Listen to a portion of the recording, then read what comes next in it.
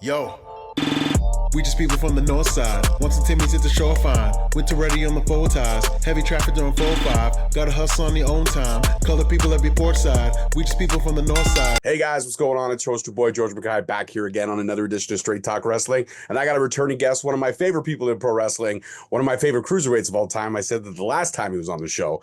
Please help me welcome back TJP. Thank you very much, George, for having me. No problem, man. No problem.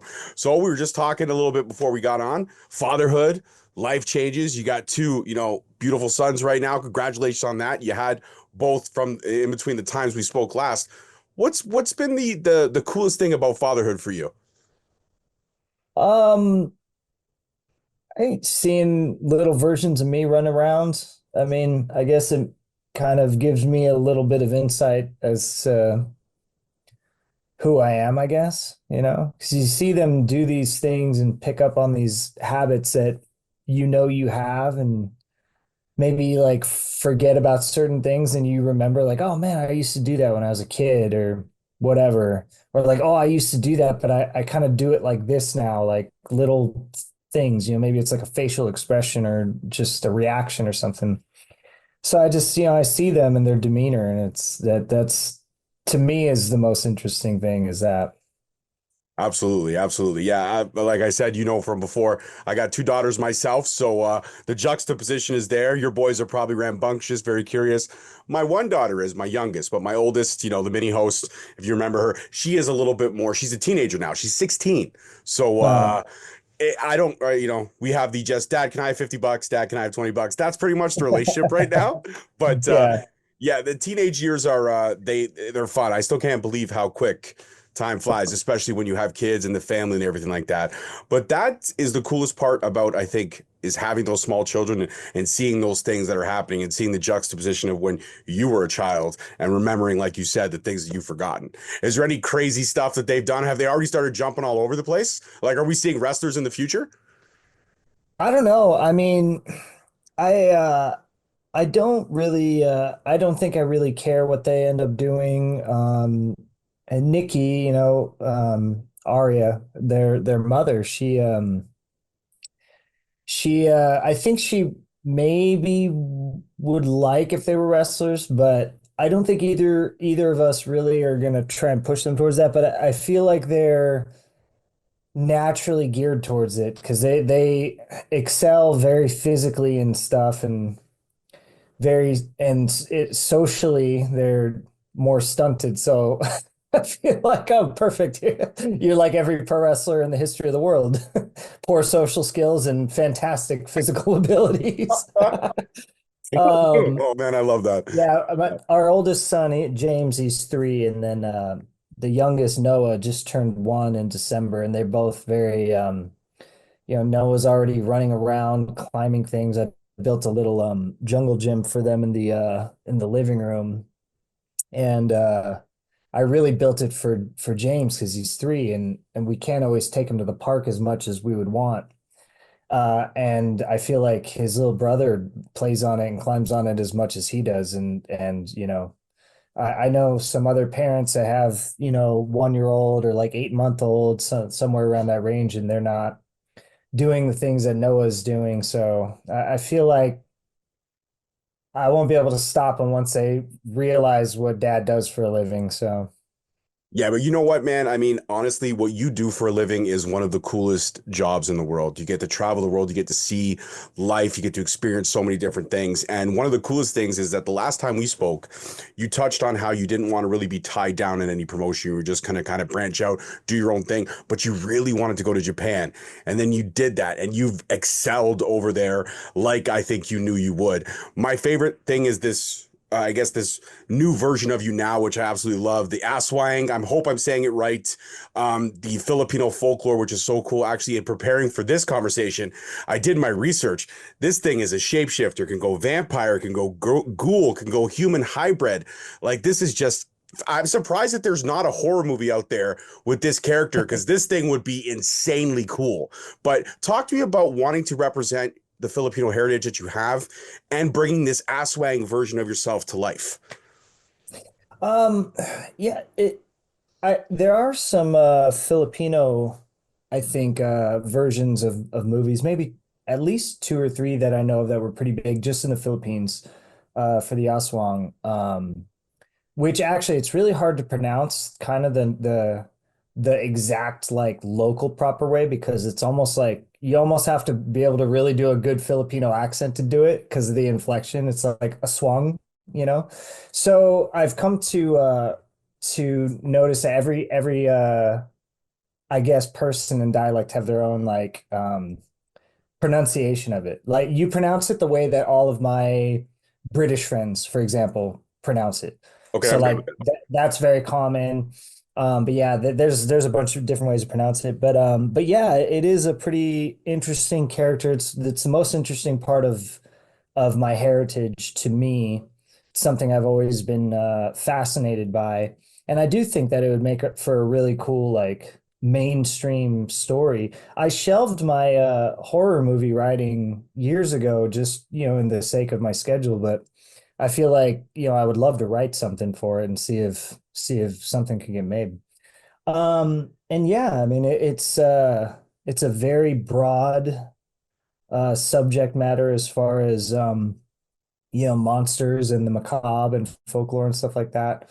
And every appearance that I've done, I've based it off of a different sort of version of the folklore because it's not like you said it there with all those different elements. It's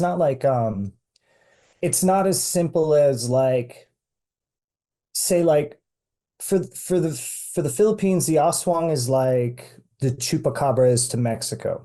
But in Mexico, there's really only like one chupacabra. Like there's only one idea of it. Just like in America, like we only have one idea of Dracula. Like, there might be a little bit of a different take, but essentially you got, an aristocrat, well dressed, very cunning, very romantic, very, like a very specific imagery that you're dealing with. Whereas in the Philippines, it's almost like a blanket term for like all these other monsters that can be associated with what the aswang is. So every time I appear, I've chosen a different version of the folklore to do. So it's been sort of like a little bit of like a storybook education on it. So everyone represents a different kind.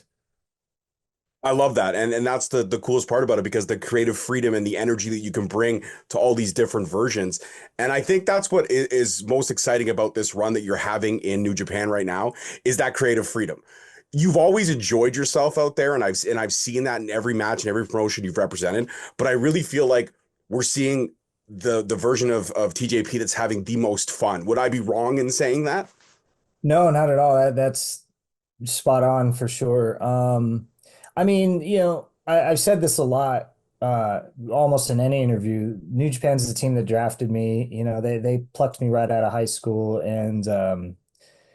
and so it's always been sort of my home, even if I leave and come back or whatever. And in Japan and Mexico, infrastructures last for like a long time, So a lot of the elders and people that are there were there when I first got there. So they saw me as a teenager coming in at 17, 18 years old through the dojo. And now they're still there. They got kids that are entering the dojo system themselves and and they've seen my entire life. And so because of that, um, that I get a lot of faith and trust put in me, and that's on top of just having, I get just a reputation in the locker room with the guys, like being able to have been, in a rare case of traveled the places I've traveled and had the education that I do. So like there's a lot that I pass on to people and it earns a lot of trust. So it's kind of a perfect storm for me right now that like it's not like I have free reign, but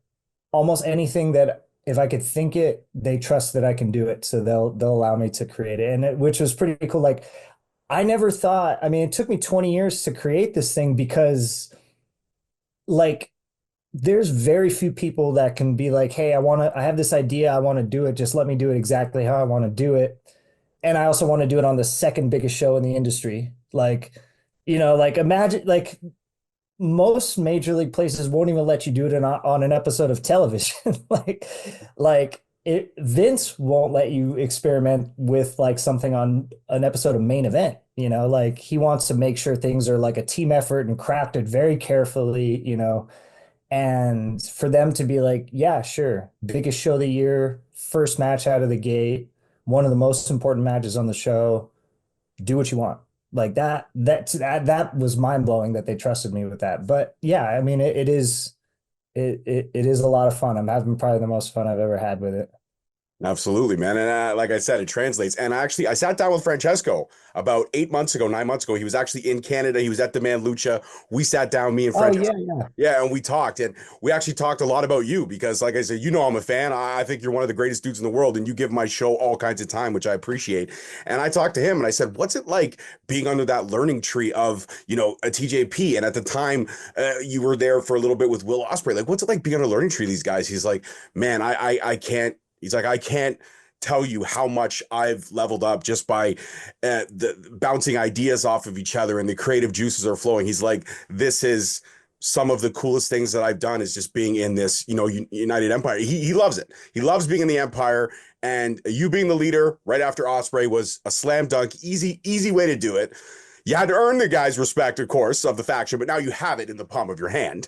But he was just, he had nothing but great things to say about you. And I'm not asking you to toot your own horn, but when you hear that from one of your stable mates, knowing that you have like you're guiding them and trusting them, and he's still so young, just like you are, that's got to be cool, right?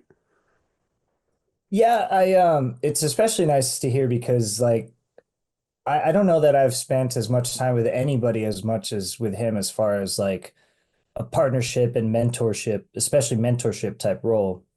Um, and he's a kid like anybody else, man. We've had a lot of ups and downs and battles, like as far as like it's like the best way to describe it, it's almost like Indiana Jones in Short Round. Like Okay. I swear to God that like there is no greater visual example than if you watch Indiana Jones and Short Round for 15 minutes in the front half of Temple of Doom. Mhm. That is me and Akira. Like um the dynamic is literally exactly the same, but he's so good and there's so many parallels because I know what it was like to be young and to be kind of thrust into such a big scenario, the way that he has. And I tell him all the time, I said, you are so much physically better than I was at your age. Like, I had different lessons, mentality, psychology, and things like that. Like my education was deeper at his age, but like as far as his ability to do the job, he's so advanced for his age. And so his acceleration, like catching up here, has been so amazing. And just before the this last Wrestle Kingdom, I talked to a lot of the young guys in the locker room. It was kind of like either their first or like one of their, or, maybe only their first or second time being in that stage. And just to kind of like motivate them and just give them words of encouragement. But I made a point to pull Akira aside to just let him know, like, this has been such a big arc for you the last 3 years. Like, you realize we're the best in the world at this in the last probably generation. Like I don't know any other team that could touch us. And that's amazing to say, given our age gap, our cultural gap. We didn't even know each other until our first match together. We literally did not meet a single time. We didn't know anything about each other. And just how good he is and how young he is. And I look forward to this year because he's going to be able to branch out beyond the team and do some single stuff. And I'm really excited for what he'll be able to do. Absolutely, man. He is one of the nicest guys in the world. And being half Italian, he schooled me on a lot of things. Okay. I don't even know how to speak Italian at all. I know how to start a conversation, mix and match, but he helped me out a lot. He helped me out a lot with trying to work. I would ask him, how'd you say this? And he would tell me, and I would say it back to him. The whole interview was me pretty much repeating back to him what he was teaching me. But it was still a great interview nonetheless. But has he taught you any Italian? Like, how's your Italian accent these days? How you doing with that? Oh, as they say, as Brad Pitt said before, I speak Italian second best in the group. I love that. I love that. Um, which is crazy because Akira's actually French and Italian's just a gimmick. He just learned Italian, you know.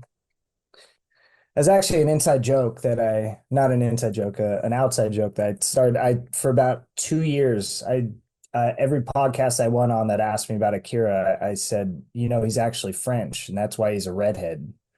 There's no redheads in Italy because they're like, yeah, that's really rare. I said, yeah, because he's not really Italian. It's a gimmick. So for like a year, maybe he had to correct people like, no, TJ's just joking. I really am Italian. Oh, I love that. I think that is great. That is absolutely Second, great. that was the second, that was the third best joke I've ever played on him. Oh, that That, was the third best? What was the best third, best? um, probably a tie. The one and two are a tie, or maybe it just depends on your sense of humor to switch the order. Uh, I think one of the best ones was so he was really nervous going into a title match that we had one time at a pay-per-view. Mhm. And hang on one second. No problem.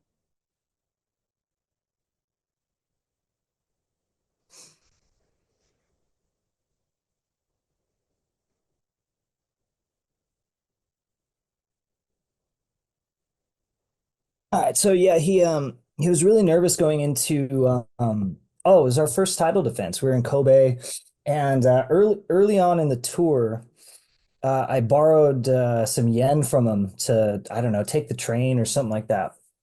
Maybe like we're on the bus or something like that. So I owed him like $10 Japanese. And I kept forgetting to give it back to him the whole tour. And he was so nervous going into the last show's big show at Kobe Hall. And I was trying to tell him not to be nervous. Um, and we go to the ring and we get through the announcements. We take off our jackets. He's gonna start. He gets in, I get out, and they ring the bell, and I dip back in and I give him his yen. And I said, here's that 1,000 yen I owe you. I handed him a paper bill. And he looks at me and he goes like this, and he says, I don't have any pockets. You did this on purpose. Like, yeah, I didn't give it to you by accident. Um, we had Gideon at ringside, so he gives the money to Gideon. And they start the match, and he forgot all about how nervous he was in that moment. So I taught him a pretty good lesson. Absolutely. I That think that. was one of the best ones. I paid him back as soon as the bell rang. Oh my Uh, God, that's amazing. and the other one, the other one, God, I don't know. I probably shouldn't say this one, but If you don't want it, we don't have to. Don't want. I don't want to. I don't want to get you into trouble. Any heat. no, no, no. It's not heat. It's just it's locker room humor. Okay. So Akira's first language is not Italian, or is Italian. So his first language is not English. So he's pretty good at it, but he doesn't understand street English, right? Mm. So for example, um, like if he finishes sauce at like a dinner and then the sauce is now empty, um, he might say something like the sauce is like defeated or something like that. Okay. Like not like it's finished. Like he'll use a different word that like it means the same, but it doesn't make any damn sense. If you're Gotcha. if you're if you're a North American person, it doesn't make any sense. So his grasp is tenuous. And the first day that I met him, I told him that a term we use in English for being on your period is what Americans say when they're tired. So for the rest of the day, two or three more times, I said this phrase and acted like I was really tired. And so he's picking up on it. And I said it again on the bus the next day, and the other gaijin looked at me, and said he thinks it means he's tired. So then everybody started saying it. Oh, good. And we kept this up for almost 2 years without telling him. What? So I started this Super Juniors of 22, day one, and it kept up until the end of 2023. Wow. So we were on, the end goal was that he would start using the term so regularly that before a big press conference or something, like we would get out of the Wrestle Kingdom match. And he always asks me, should I talk first or should you talk first? And I'll tell him, I'll go first, or I'll say, you go first and say this, I'll say this after, or whatever. And I was waiting because I was going to wait until it was so natural that I was going to say you're tired and that's why you lost. And I was going to have him say it at the press conference. But it got ruined because one day he ran into DKC from the LA Dojo, who was in the lobby, and he told DKC, insert phrase here, I'm very tired. And DKC spit his food out laughing. And instantly Akira knew that there was something wrong. And DKC told him that means you're on your period. Yeah. And Akira stormed onto the bus and said, you betrayed me. Oh, Which in a roundabout sort of way is very exemplary of his grasp of the English language, is that his natural English was you betrayed. No American uses the word betray in conversation. unless it's like, 1600s old school English where it's like that. Yeah. I you sullied my name, sir. Yeah, is this medieval times? Yeah. Oh, So yeah, the joke lasted for about 2 years, almost 2 years, and DKC gave it away. wow. If DKC didn't give it away, I think you might have stretched it past the 2 year mark. I really do. Oh, I would have had him. I would have had him. He said later he had no idea. He was using it. He would use it on the bus, and he would use it at bars and stuff when we would go out to dinner. And I'd tell guys, don't, like, you have to keep it going. You have to keep it going like a little longer because it's going to be a way better payoff. And we waited too long. Oh, so good. That is amazing. That is incredible. And see, I love that. I love that locker room humor. I love all three of those pranks were top tier. So kudos to you for that, for sure. 100%. I've been around a long time, so I do. Yes, I understand that completely. I want to talk about, I hope my research is correct, but I had to go back and verify. You were part of the first ever coffin match for New Japan ahead of Wrestle Kingdom 18. Yeah, I for New Japan, yes, but I think somebody said that Stardom randomly did one, like kind of recently, maybe like within a year or two. Yeah. But New Japan, yes, as far as I know, yeah. That's kind of because they didn't understand at all how it would work. Like when we did it, it was Yeah. like we were teaching the fans at Korakuen Hall, like live in the moment. We were teaching them how it works, So it's kind of a trial by fire sort of thing. Sort of pretty much like this last Wrestle Kingdom with the TLC match.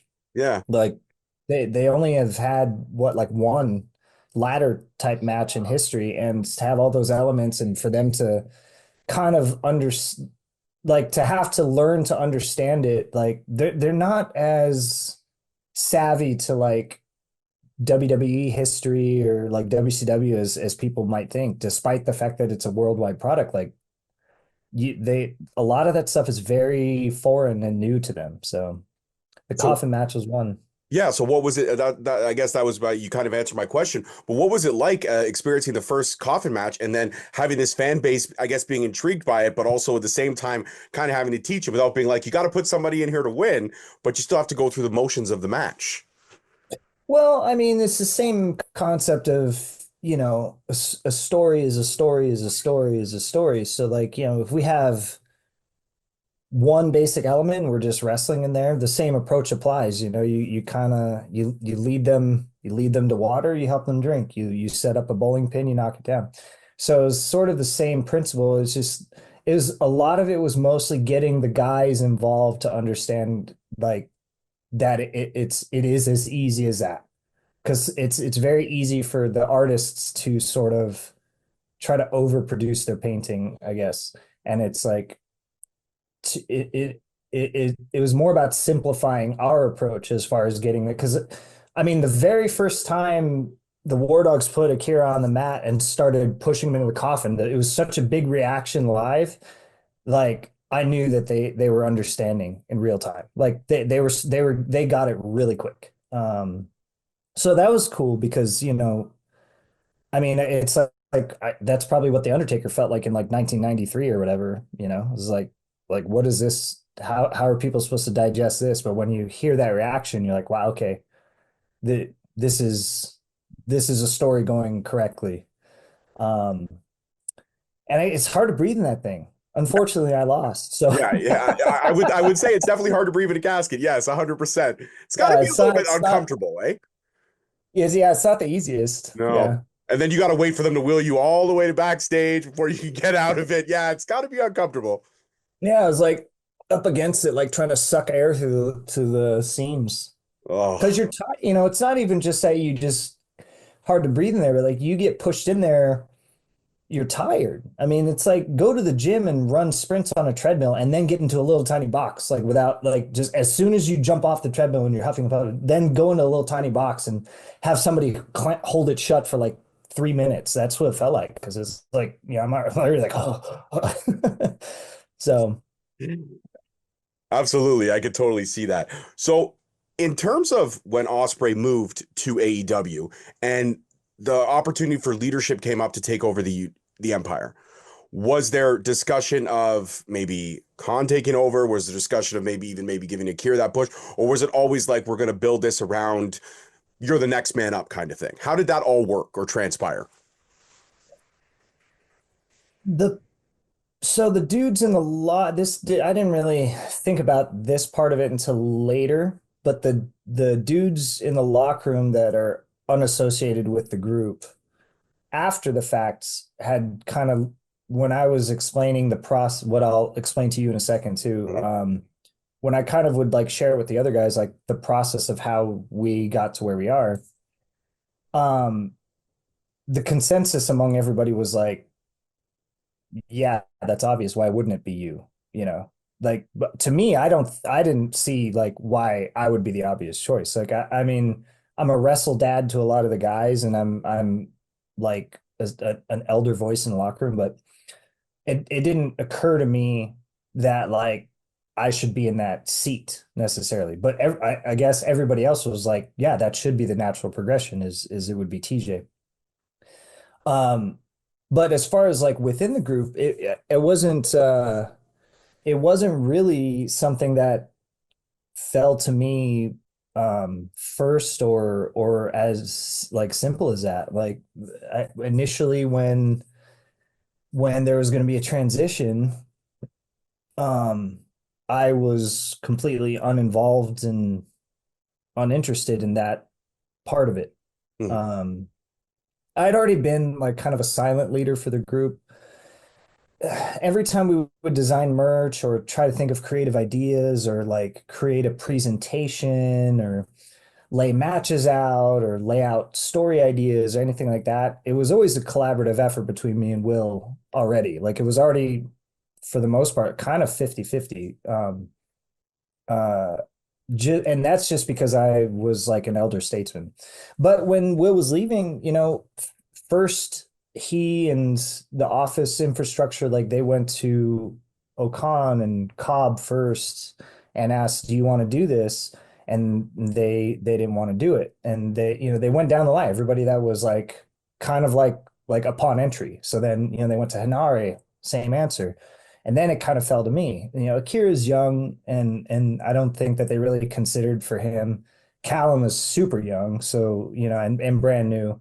So then it sort of fell to me, and it wasn't something that I asked for or anything, but it was just something I knew I could do. And even upon kind of landing on me, I made a second round to everybody, like to Okan and to Cobb and Hanari, like, guys, if anybody else feels like they would rather do this, please, like, do it, take the opportunity. But I mean, it's like Thor's hammer, like you can elect anybody you want to try and pick it up, but somebody has to actually pick it up, and I don't, this may kind of sound kind of harsh, but it's like, if you don't have the balls to do it, then it's not going to be you. And it was like, it felt to me, I had already been leading the guys, so I just continued what I was already doing. And I made it clear to everybody, like, I don't think that we really have or need a leader anyway. I feel like we've always been a committee, and it's still that way to this day. When we think of merchandise or like creative ideas, it's a collaborative effort. We all hit the group chat, we put our ideas in, we vote on it, all that sort of thing. Essentially, they just needed somebody on camera that can lead the pose and just sort of carry the title. Mm-hmm. But as far as I'm concerned, if a guy has an important angle, enter last. Let's use that guy's music or whatever, give them top billing for the night so that the focus can be on them. And maybe it's Akira with maybe a junior title match or something like that, or maybe it's Cobb and something else. And Okan is a fantastic promo, and obviously he's the best Japanese speaker that we have, the only native one.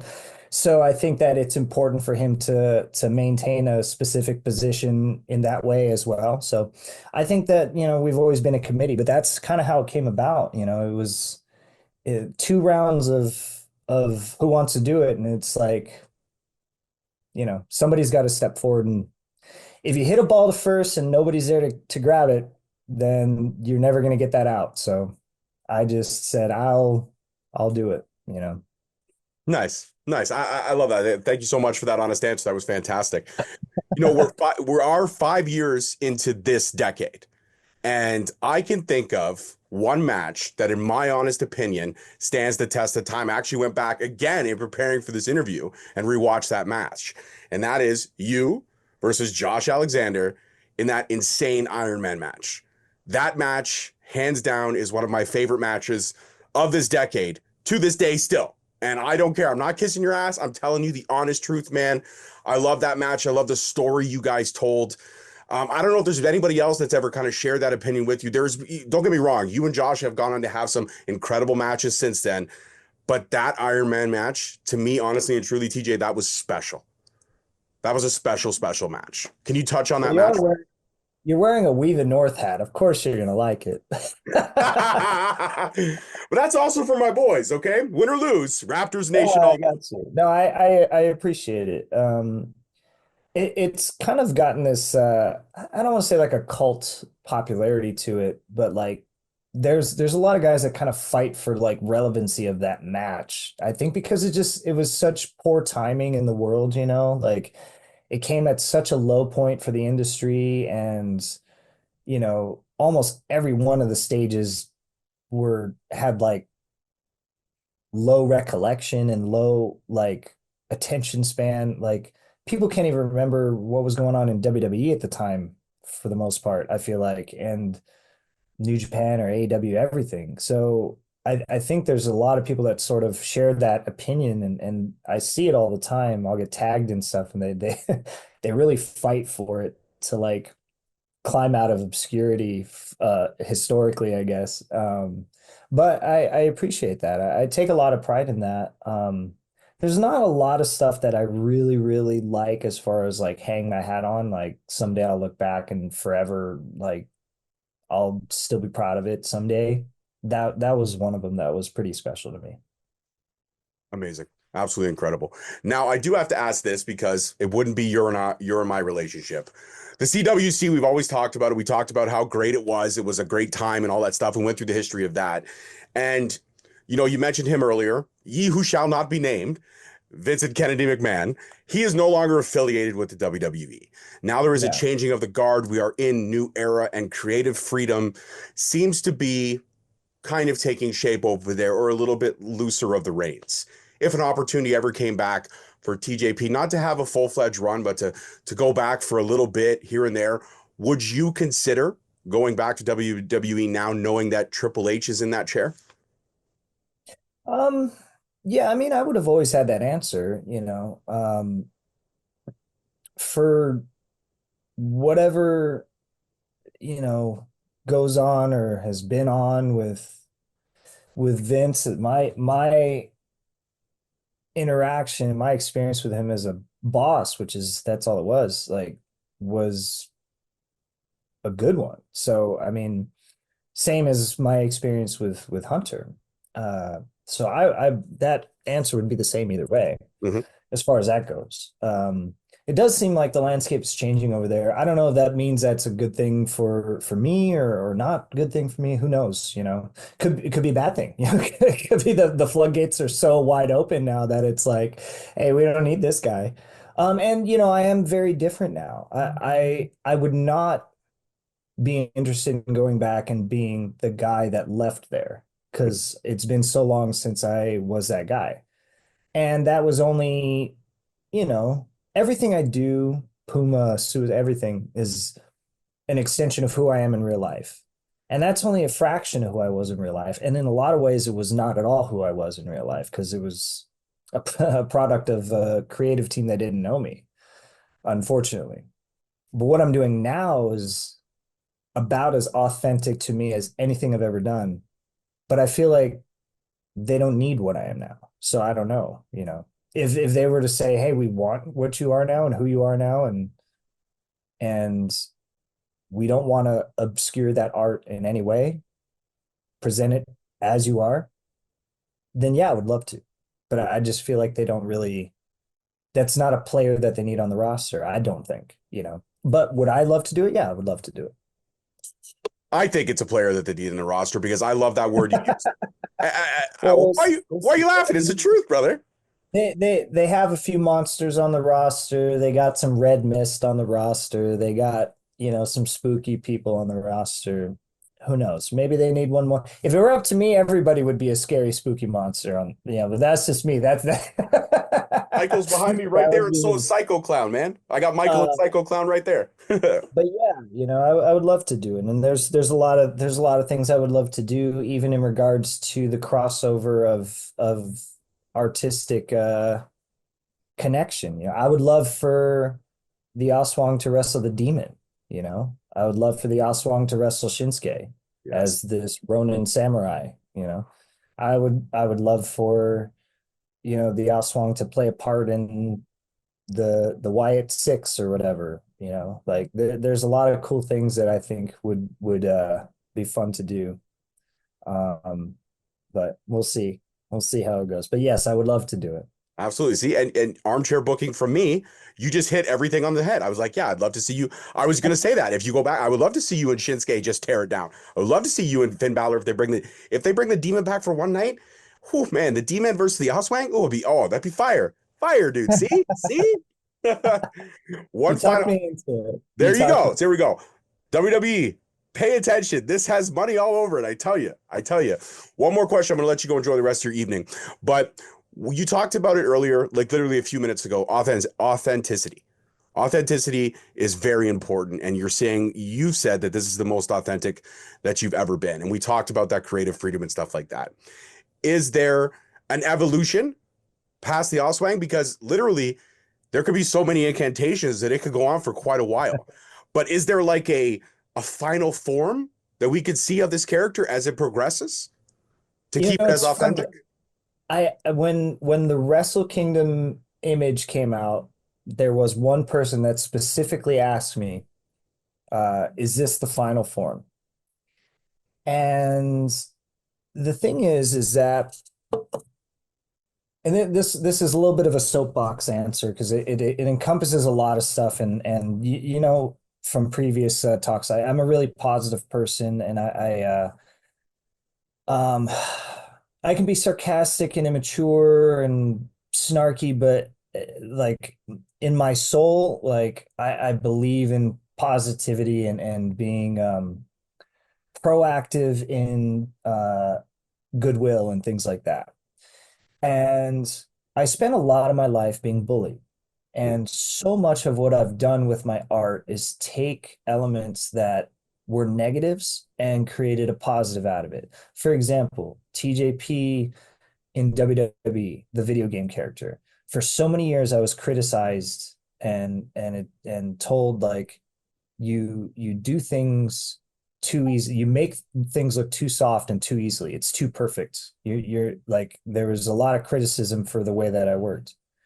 And it was Claudio actually, who's a good friend of mine, that told me one day, he goes, I used to get that too. But eventually I just said, F them, just forget it. Just do what you want. And, so I decided to create a character that, well, you know what? This character does move perfectly. So criticize that. This is exactly what you're making fun of me for. I'm gonna go ahead and be that, you know.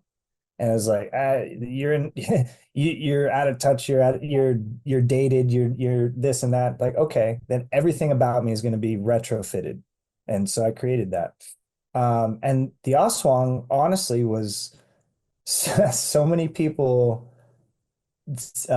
tell me that I never age and I look like a little kid still. I'm 40 years old, and they're like, you look like you should still be carded, like Enzo, right? And I said, you know what?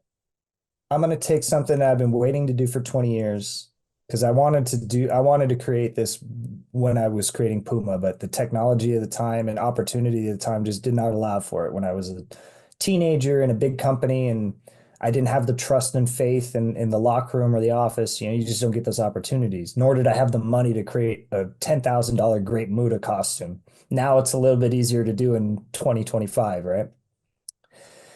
But I said, okay, I can take all this negative, roasting and I could turn it into something that is still something that we can joke about in the locker room, but it's something that becomes a passion project for me. Um, that being said, the beauty of what I've created now is also because I want to be able to age gracefully. I do still look like I'm 25. I still feel like I'm 25, but you know, I who knows how long I have left. Could be 5 years, could be 10 years, could be 15 years, and I don't know. But as I change, I wanted to create something that I could do forever. And this is something I could do forever because there is no limit to it. So no, there's really no final form to it. That's the beauty of it. It's always going to be scary or quirky or funny. And I could change it a million times or I could never change it at all. It's me taking something that is a negative time wise and a negative personality wise and a negative socially, and putting it all in one ball and saying, I'll make it one big positive for me forever. I never want to not do this. So this is probably the last version of me that I'll ever create. Like there's never going to be like a TJP, the whatever, the superhero. Like this is, like I said, this is authentic me. Like if you hung out with me in real life, what you see is what I'm into. So this is the first time I'm giving people, the real me, but it is something that I think has the freedom to be whatever I feel like making it forever. So no, there's never going to be a final form. We'll just keep rolling and keep inventing new versions of it. I love that. I love that. And I think that is the absolute best way to end this conversation. And you know what? You have never been sarcastic and you have never been snarky with me. You've always been respectful and kind, just like I have with you. Even before we got on, I was like, hey, man, if you're running late and life's getting in the way, you let me know, we'll reschedule. And you're like, nope, it's here. I'm on. Let's do it. And that's the relationship we have. Am I wrong? No, I'm not wrong, I don't think. Not wrong. No, not wrong. I don't know. I like to reciprocate energy. If somebody doesn't come off on a negative foot with me, then I'll probably never be negative with them. And even if they do, I might be negative in on the path to positivity. And that's always where I want to try to get it back to. So Absolutely. Dude, you are positive. Your energy is electric. This interview was fantastic. And now I'm probably gonna have nightmares because the Aswang's gonna be in my head. So thank you for that. Thank you so much for that. Before I let you go, obviously, please shout out any socials or any projects you got coming up. And you know what? Don't put that horror writing on hold, man. If you got 5 minutes on a flight or you got a 20-minute bus ride, pull that script out. I'm intrigued to see how you could write this folklore tale. I really am. I really am. I think the right person telling this story could be magic, and it has to come from someone who knows the history and the legend. It can't come from me, a Canadian kid from Toronto. I don't know a thing about it, but I'll pay for it. I'll watch it. So if you get a chance, man, pull that script back out. I think it'd be pretty cool, dude. Straight up. I'll give it a shot. You again, you talked me into it. I don't really have a whole lot to plug. I mean, everything about me is the same. If anything, I've become more reclusive over the years, being a father and just growing older. I'm still in the same place. You guys can find me in New Japan. And the one thing that is new is my wife and I decided to start a passion project of our own, and we are promoting a boutique wrestling show. It's called Pinche Loco, and it's located right here. We have a home in Vegas, and it's a little bar show at the famous Nerd Bar in Las Vegas. You may have seen wrestlers pass through there. You may not realize that you know what bar it is, but a lot of wrestlers pass through there and put up social posts. And we created this little tiny boutique mystery card that we put on every about month or so, maybe every 6 weeks or so. Next one's coming up on Valentine's Day. It's never going to leave the bar. It's probably never going to, we don't want it to grow or become like the next PWG or anything. But if you're ever in Las Vegas and you ever want to come see an obscure hole in the wall mystery card show with us and our friends with cameos from a lot of famous people that happen to just pass through the bar, come check it out. Pinche Loco Pro, you can find it on your socials. I think that's the exact handle. My wife controls all that stuff, but Nice. I just wanted her to be able to be somebody else's boss other than me. So yeah, absolutely. I love it. Yeah, if you check anything out, that's the only thing that's new. It's not really me. It's really for the wife. But come check out the show that we put together. And that's it. Thank you again, George, for having me on. No problem, man. I will follow that socials, and anything that you want to promote, tag me in it. Even though I'm in Canada, a lot of people go to Vegas because we like that warm weather. So I'll start sending it to as many people as I can because I don't want it to grow, but I want people to watch how cool it is. So for sure, man, for sure. Thank you very much. All right. Thank you as always for being a guest. Guys, that's it for this one. Straight Talk Wrestling in the can. Peace, love, and wrestling. We'll see you guys next week. Peace. Yo, we just people from the north side. Once the Timmy's hit the shorefine. Winter ready on the four ties. Heavy traffic during 4-5. Gotta hustle on your own time. Color people every port side. We just people from the north side.